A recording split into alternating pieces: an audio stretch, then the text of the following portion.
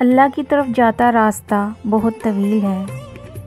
ज़रूरी नहीं है कि हम इसके आखिर तक पहुंच जाएं, इसको पार कर लें।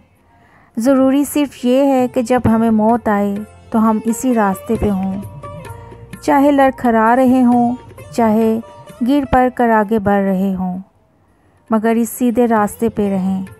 अपने गुनाहों को दलीलें दे देकर जस्टिफाई ना करते फिरें। जब दिल में कुछ खटक रहा हो तो तौबा करके अपने अमाल दुरुस्त कर लें और रास्ता सीधा कर लें। हमारा मुस्तकबिल कोरा है, माजी जैसा भी दागदार हो भले, मुस्तकबिल को हम अपनी मर्ज़ी से लिख सकते हैं।